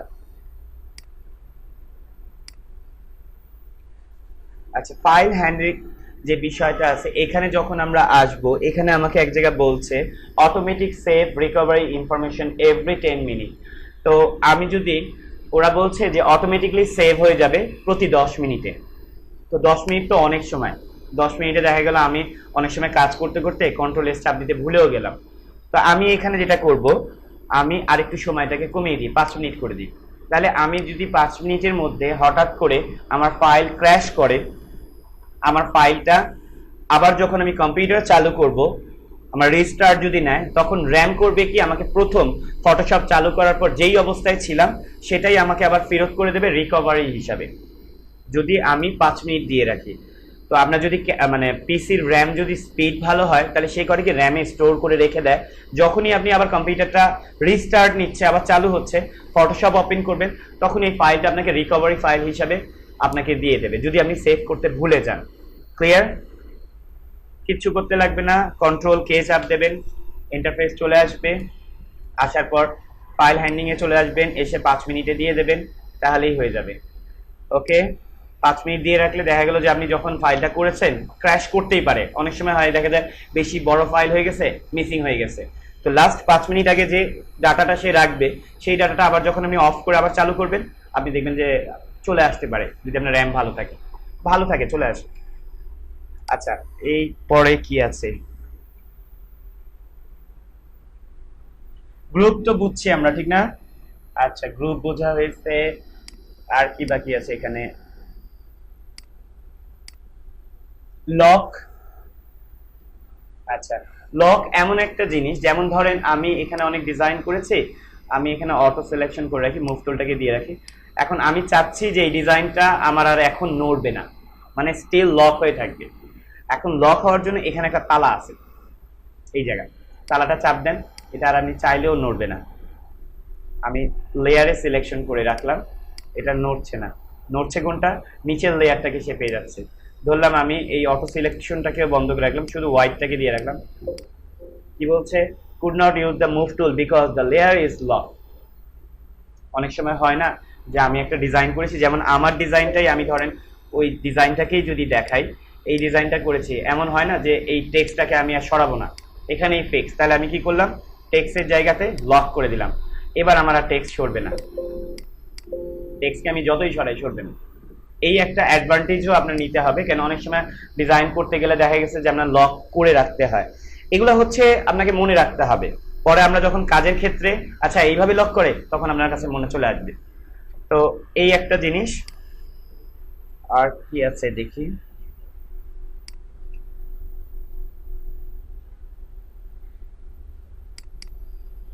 লেয়ারের ভালো সংজ্ঞা বোঝানোর জন্য এটা দেখতে পারেন। কেউ কি এটা দেখে কিছু বুঝতে পারছেন? ধরেন এখানে একটা সার্কেল, আমরা একটা গোল্লা দিলাম, তারপর হচ্ছে ট্রায়াঙ্গেল, তারপর হচ্ছে একটা হ্যাঁ হ্যাঁ, আচ্ছা। তো এখানে এখানে এই লেয়ারের জিনিসটাকে এত এক্সপ্লেইন করে বোঝানো হয়েছে, কিন্তু আমার মনে হয় এইভাবে বোঝানোর থেকে আমি যেভাবে বুঝিয়েছি এটাই কি সহজ নাকি এটাই? এটাও একটা স্ক্রিনশট ছবি বোঝানোর ক্ষেত্রে। আমরা তো এতটুকু এক্সাম্পল বুঝেছি, জামা জামা কাপড়, এর থেকে তার সহজ এক্সাম্পল হতে পারে না, ঠিক আছে? আর হ্যাঁ, এগুলো এক পরে কালকে বুঝাবো। আচ্ছা, লিস্টটা একটু দেখেন। আমার আসলে সব থেকে বড় কথা হচ্ছে আমার প্রিপারেশন ছিল আমাদের ক্লাস 2 এর, কিন্তু আমি যেটা দেখলাম যে ক্লাস 2 আমাদের একটু ল্যাকিং, মানে ক্লাস 1 আমাদের ল্যাকিং ছিল। লেয়ার নিয়ে অনেকে ফটোশপ তো খুলিনি। আর নেক্সট ক্লাসে আমাদের কি কাজ হবে সেটা আমি বলে দিচ্ছি। আচ্ছা, ইউজিং লেয়ার হয়ে গেছে, সেভ তো করা খুবই সোজা, খুবই সোজা। সোজা না নাকি? কিচ্ছু না, আপনি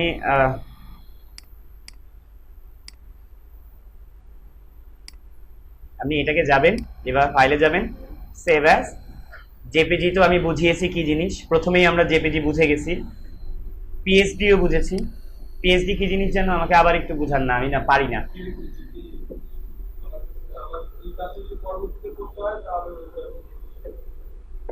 না, হয় নাই, আরো সুন্দর করে বুঝাতে হবে।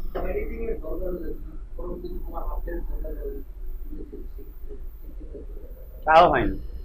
হয়েছে, আমি যেরকম এক্সপেক্টেবল চিন্তা ভাবনা করেছিলাম ওই রকম অ্যান্সার আসে, তাও হয়নি। এটা তো ফরম্যাটের নাম। তারপর আমরা কেন পিএইচডি তে সেভ করে রাখবো এটার এক্সপ্লেইন ঘুমিয়ে ঘুমিয়ে দেব, ঠিক আছে? এটার ওয়ে হচ্ছে এরকম যে দেখেন, আমরা যখন ডিজাইন করছি অনেক লেয়ার নিচ্ছি, রাইট? এখন যখন আমরা পিএইচডি তে সেভ করবো এই সবগুলো লেয়ারই থেকে যাবে, তাই জন্য আমরা পিএইচডি তে সেভ করবো। লেয়ার না, আমাদের কাছে সব এই ডাটাবেস থাকবে। আর যখনই আমি জেপিজি তে সেভ করবো এই সবগুলো লেয়ার এক হয়ে যাবে। মডিফাই তো অবশ্যই করতে পারবো, মডিফাই তো এটা আমি বুঝিয়েছি, কিন্তু এক্সট্রা যদি আরেকটু কেউ সুন্দর করে বলতো যে আরে আমার সব লেয়ার থেকে যাচ্ছে, আমার সব কিছু ডাটাবেস এখানে থাকছে, তাহলে আরো সুন্দর লাগতো। যাই হোক, জিনিসটা এইরকমই। লেয়ার বা আমার এই সেকশনটাকে সেভ করে রাখার জন্য এই আমাকে, হ্যাঁ শাওন বলো। হুম।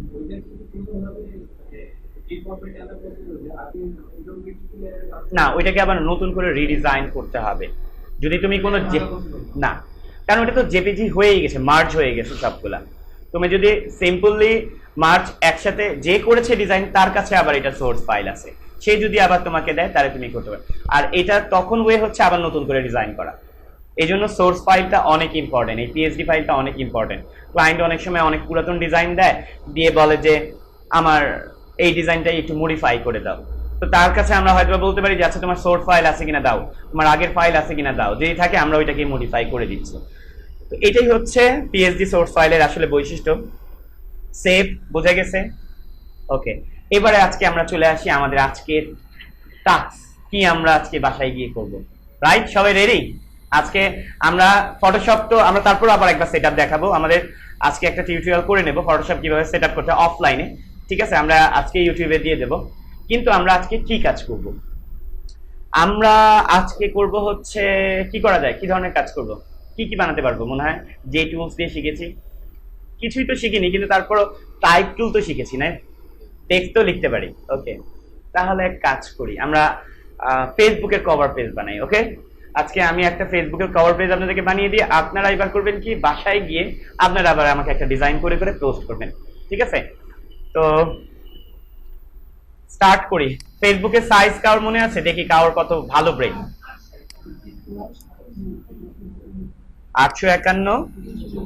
ও, এত ট্যালেন্ট স্টুডেন্টের মধ্যে আমি আছি, আমি প্রাউড করি, খুব ভালো লাগে, মনে রাখতে হবে। ওকে, এটা আমাদের সাইজ চলে আসলো। তার মানে হচ্ছে আমি আমার ফেসবুকের কভার পেজ বানাবো। কি ডিজাইন করব বলেন, কি রকম করব? আমার মাথায় তো কোনো ডিজাইনই আসে না। আচ্ছা ঠিক আছে, এক কাজ করি,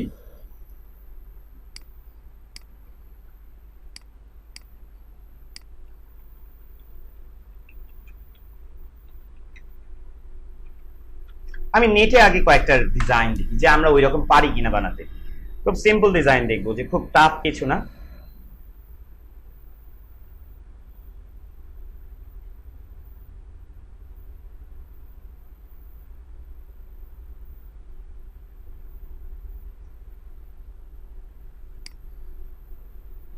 ধরেন এইটাই, এটা আমরা কি করব, আমরা আমাদের ডিআইটির লোগোটা এখানে দেব, আর এখানে লিখে দিলাম ডিআইটি ইনস্টিটিউট, বা আপনি আপনার নাম লিখে দিলেন। জাস্ট এতটুকুই কাজ, দুইটা বা তিনটা লেয়ার, যদি আরো কিছু ফানি ক্যারেক্টার থাকে। আচ্ছা, ট্রান্সপারেন্ট ব্যাকগ্রাউন্ড সম্বন্ধে কারোর আইডিয়া আছে? ট্রান্সপারেন্ট ব্যাকগ্রাউন্ড,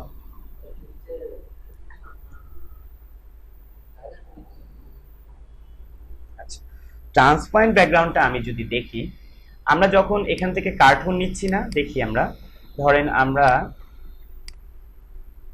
ক্লাস 4-এ যাই, আচ্ছা ক্লাস 1-এ যাই, ব্যাচ 1 ক্লাস 1। আমরা এর আগের দিনে দেখেছিলাম না যে এই যে কার্টুনগুলা, এই যে এই কার্টুনটা, যদি ধরেন আমার এখানে আমি একটা কোনো কালার নেব, তাহলে কিভাবে কালার নেব? ধরেন আমি এখানে চাচ্ছি একটু আকাশি টাইপের কালার, তাহলে কিভাবে নেব? এখানে যাব সলিড কালার, দেন ধরেন আমার যে কালারটা পছন্দ আমি সেই কালারটা নিলাম। এতটুকু তো পারলাম, রাইট? আচ্ছা, কিন্তু আমি যখন দেখতেছি যে এই কার্টুনটাকে আমি এখানে এসে ড্রাগ করছি, বড় হয়ে যাচ্ছে, এটাকে ছোট কিভাবে করব? Control T. কিভাবে রেশিও সমানভাবে মানে ঠিক সেন্টারে থাকে, শেফট অল গুড, খুব ভালো, ছোট করলাম। কিন্তু না, আমার সমস্যা হচ্ছে যে আমি চাচ্ছি এই কার্টুনটার পিছে যে সাদা ব্যাকগ্রাউন্ডটা আছে এটা থাকবে না, ঠিক আছে? কেমন দেখতে, কেমন অড লাগছে না? একটু অড লাগছে। তো এই যে ইমেজটা, এটাকে বলা হয় জেপিজি ইমেজ, রাইট? তো আমরা একটা কাজ করি, আসলে ট্রান্সপারেন্ট ব্যাকগ্রাউন্ডটাকে একটু দেখি, আসলে না দেখলে তো বোঝা যাবে না।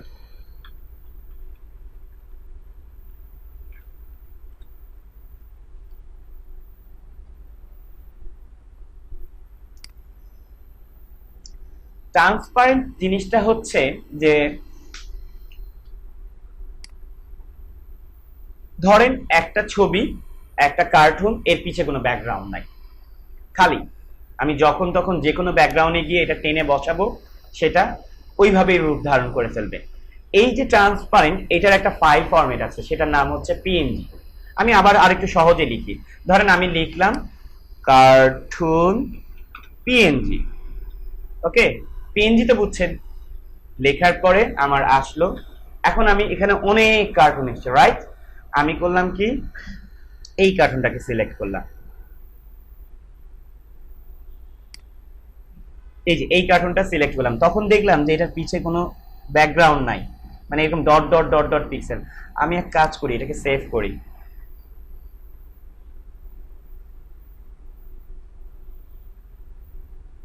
তারা তো আমাকে অনেক ওয়েবসাইটও ঘুরিয়ে আনলো। আমি ডাউনলোড করলাম, ডাউনলোড হচ্ছে, হয়ে গেছে, শো ফোল্ডার। আমি এই ফোল্ডারটাকে দেখেন, এখানে একটু খেয়াল করেন, পিএনজি ফরম্যাট, রাইট?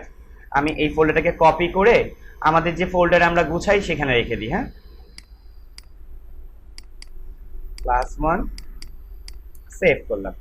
এবারে এই কার্টুনটাকে আমি আমার ফটোশপে আনবো। কিভাবে আনবো? তিনটা বই আমি তিনজনের থেকে জানবো। আপনি আমাকে প্রথম বই বলেন। না না না, আপনি বলুন প্রথমে। হ্যাঁ, কিভাবে এটাকে আমি ফটোশপে আনবো? তিনটা বই তো আপনি জানেন মনে হয় যে তিন ভাবে আমি ফটোশপে ছবি আনতে পারি। এই ছবিটাকে আমি ফটোশপে খুলতে চাই, কিভাবে খুলবো?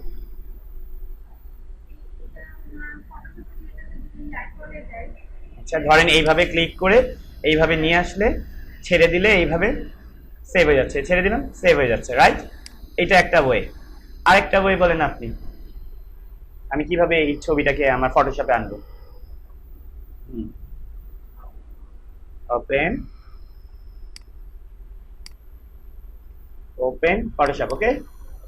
আরেকটা, আর কেউ আরেকটা উপায় বলতে পারেন যে, হ্যাঁ, আমি ধরেন এখানে থাকলাম, এখন ডাইরেক্ট আমি ওপেন করতে যাচ্ছি। ও আচ্ছা, আমি তো তাহলে চারটা ওয়ে দেখায় দিচ্ছি। আচ্ছা, আরেকটা ওয়ে এখান থেকে। হ্যাঁ হ্যাঁ, বলেন, আপনি বলেন। কন্ট্রোল 0 তো ওপেন, কন্ট্রোল 0 যদি আমি টিপ দিই তাহলে অন্য জিনিস আসবে, কন্ট্রোল 0 চাপ দিলে ওপেন ফোল্ডার আসবে। ঠিক আছে, ওইটা তো বললোই, একটা আপু বলে দিল যে ওপেন হয়, একটা আপু বললো যে এখান থেকে ড্রাগ করে হয়, দুইজন দুইটা বলে দিল, আর কিন্তু দুইটা বই আছে।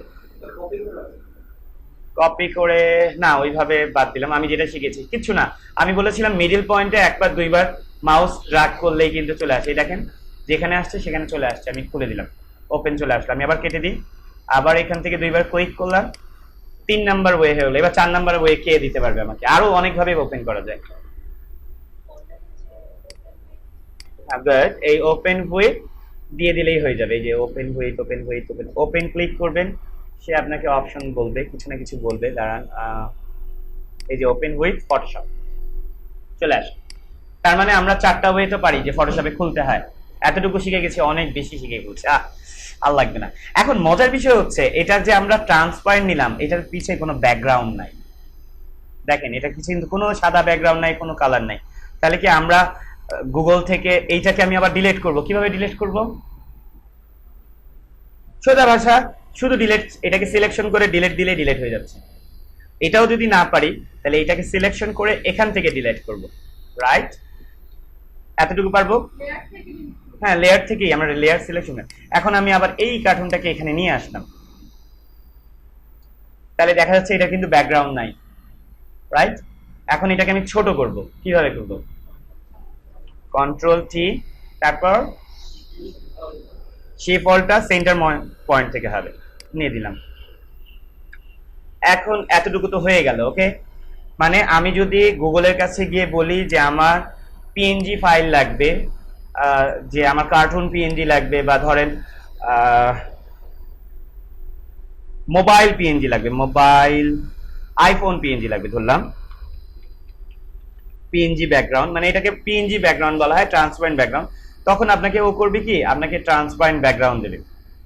এই যে এই ধরনের ব্যাকগ্রাউন্ড, পিছে কিছু নাই। সেভ করলাম, সেভ করার পর সেভ অ্যাজ, আমার যেই ফোল্ডারে আছে আমি ওখানে সেভ করে রাখি,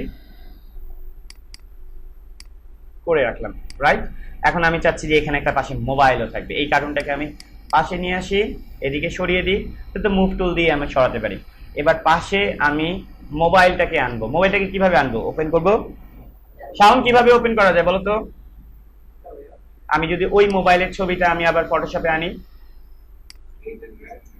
ক্লিক এন্ড ড্র্যাগ, হ্যাঁ সেটাও করা যায়, কিচ্ছু না। আমি এখান থেকে নিয়ে এই মোবাইলটাকে নিয়ে এসে এখানে রেখে দিলাম। তার মানে মোবাইলেরও কি ব্যাকগ্রাউন্ড আছে? নাই। তাহলে দেখা যাচ্ছে আমি মোবাইলটাকে এনেও এখানে রাখতে পারছি। তার মানে আমার কিন্তু মোটামুটি এটা জানা হয়ে গেল যে আমরা নেট থেকে অনেক ট্রান্সপারেন্ট ব্যাকগ্রাউন্ড পাবো। অনেক ডিজাইন করতে গেলে আমাদের ট্রান্সপারেন্ট ব্যাকগ্রাউন্ড আমরা ইজিলি পেয়ে যাচ্ছি, কারণ পিছে সাদা ব্যাকগ্রাউন্ড থাকলে আপনি যখন কালার চেঞ্জ করবেন তখন কিন্তু আপনার এটা দেখতে খারাপ লাগবে। এতটুকু পারলাম। এটাকে এদিক নিলাম, এটাও তো পারি। এবার আপনি একটা কাজ করেন না, কিছু লিখে দেন, খুব সুন্দর করে আপনি একটা টেক্সট লেখেন, যে যা ইচ্ছা। ধরেন এটাকে আমি এখন বাদ দিয়ে দিলাম, এখানে কি লেখা যায়? যা লিখলাম, উই আর হ্যাপি, জাস্ট। এখন এটাকে আবার অল মানে সিলেকশন থেকে আমি আবার মুভ টুলে আবার একবার ক্লিক করব, না হলে এই সিলেকশনটা সরবে না। কার জন্য এরকম একটা প্রশ্ন ছিল যারে ট্রান্সফরমার থেকে সরছে না কেন, যে এখানে কন্ট্রোল টি দিয়ে আসছে এরপর আর সরাতে পারছে না, এরকম ছিল। আচ্ছা, তো ওইখানে ওই সিচুয়েশনে আপনি করবেন কি, মুভ টুলটাকে ক্লিক করে দেবেন, বা যে কোনো একটা টুল বাইরে একটা ফ্রেমে ক্লিক করবেন, তাহলেই চলে যাবে। এবারে এটাকে একটু বড় করি, বড় করে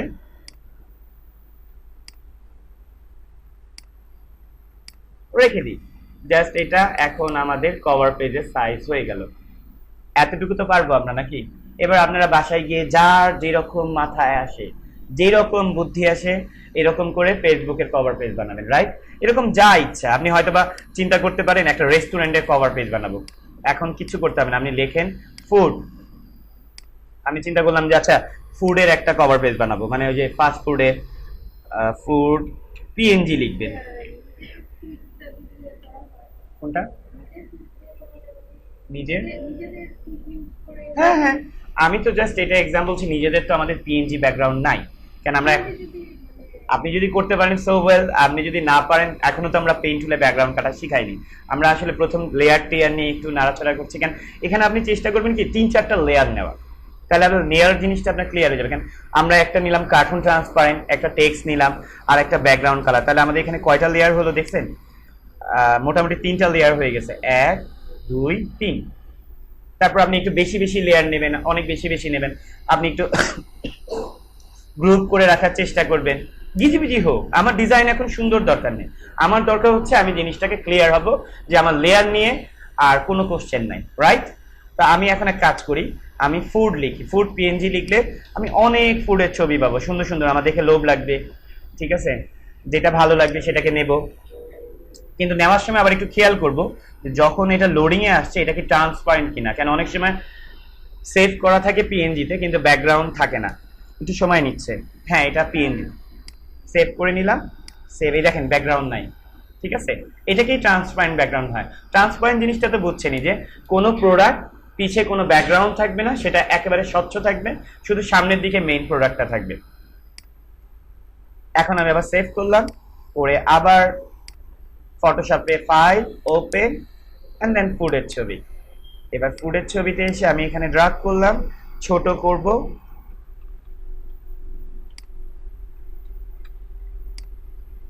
এবার এই কার্টুনটাকে সরিয়ে দেব। হ্যাঁ ভাইয়া, সোজা ডিলেট, আপনি যেই লেয়ার যেটাকে ডিলেট করবেন সেটাকে আগে সিলেক্ট করবেন, ডিলেট করতে পারবেন। আচ্ছা, আমি ধরেন এটাকেই এখন ডিলিট করব, রাইট? ধরেন এটাই এখন আমার অবজেক্ট, কিচ্ছু করতে হবে না, এটার উপরে সিলেকশন আছে, রাইট বাটন ক্লিক করলে আপনি বুঝছেন যে এটা লেয়ার। আমি বা এখানে ফুড লিখে রাখলাম, ধরেন আমি যে একটা খাওয়া আনলাম, এটা ফুড লিখলাম। এখন আপনার হঠাৎ করে ফুডের একটা আইটেম ডিলিট করতে হবে, তো আপনি মাউসে যান, রাইট বাটন ক্লিক করেন, এই যে ফুড, এটাকে সিলেকশন হয়ে গেল, ঠিক আছে? এটা এখান থেকেও ডিলিট করতে পারবেন, বা ডাইরেক্ট আপনার কিবোর্ডে যে এখানে ডিলিটের একটা বাটন আছে সেটা চাপ দিলে আপনার ডিলিট হয়ে যাবে। আচ্ছা, সলিড কালার হচ্ছে নিচে আমরা যখন সাদা ব্যাকগ্রাউন্ড পেয়েছিলাম, আমি চাচ্ছি যে নিচে আরেকটু কালার হোক, এই জন্য আমরা এখানে একটা কালার নিয়ে আসলাম, সলিড কালার। তো এখানে আমরা আমাদের যে কোনো কালার দিতে পারি, দেখেন আমি কালার চেঞ্জ করছি সাথে সাথে, আবার এখানে হুইলটাকে উপরে উঠাচ্ছি, এরকম হয়ে যাচ্ছে। আমি আমি যদি একটু এখানে এইরকম কালার দিই, ভয়ঙ্কর কালার, ধরেন এরকম ভয়ঙ্কর কালার, তাহলে দেখতে কেমন ভয়ঙ্কর ভয়ঙ্কর লাগছে না? দেখেন এই ভয়ঙ্করটাই এক্ষুনি চেঞ্জ হবে শুধু কালার চেঞ্জের কারণে। এখানে আমার কি আছে, টেক্সট, আমরা টেক্সটের প্যানেল আনবো কি করে, আমার কি কেউ জানিয়েছিলাম? টেক্সটের কিন্তু একটা ক্যারেক্টার প্যানেল আছে, উইন্ডোতে যাবেন, ক্যারেক্টার, এই যে টেক্সটের হিস্টোরি চলে আসছে আপনার। ওকে, আমরা কি ফন্ট ইউজ করছি, কি সাইজ ইউজ করছি, কত সাইজ ইউজ করছি, আমরা বড় করতে চাইলে বড় করে ফেলতে পারছি। কিন্তু দেখেন কালার এমন একটা জিনিস, শুধু কালারের কারণে আপনার এই ডিজাইনের লুক চেঞ্জ হবে। কখনো ব্লুর সাথে ব্ল্যাক যায় না, দেখতেই খুব ভয়ঙ্কর লাগছে। আমি একটু বড় করে দিই, যদি কোনো ডিজাইনার যদি এরকম দেখে তাহলে চোখ ব্যথা হয়ে যাবে। কিচ্ছু না, আপনি ব্লুর সাথে যদি একটু হোয়াইট কম্বিনেশন করে দেন, গেট আপ চেঞ্জ। শুধু এই কালার অ্যাডজাস্টমেন্টগুলো আমরা নেক্সট ক্লাসে রাখছিলাম, কিন্তু এটা আসলে হয়েছে কি যে আমাদের প্রথম ক্লাসটা একটু ঘাটতি ছিল, আর আমাদের হাতে অনেক সময়ও আছে। ইলিস্ট্রেটরে 20টা ক্লাস, আমাদের ফটোশপে মাত্র 16টা ক্লাস। এবং আমি এতটুকু বলি, আমার এই 16টা ক্লাস কি আমি 20টা ক্লাসে নিয়ে যাব, 36টা ক্লাস তো বলেছি, কারণ আমি আমার এই ফটোশপ নিয়ে যেন কারোর কোনো ধরনের মানে প্রবলেম না থাকে, আমি আবার সলভ করব যাতে ইলিস্ট্রেটরে গিয়ে আপনাদের কম ক্লাসে যেন কাজ হয়ে যায়। ঠিক আছে, তো এতটুকু তো বুঝছি। তারপর সেভ করবেন, সেভ করে নিজের প্রোফাইলের মধ্যে ছবিটা চেঞ্জ করে দেবেন আপনারা যদি মন চায়, আর নাহলে আমাদের গ্রুপে গিয়ে পেস্ট করবেন। তো এতটুকু ক্লিয়ার? হ্যাঁ, ফেসবুকের কভার পেজ আপনি আপনার মন মতো বানান।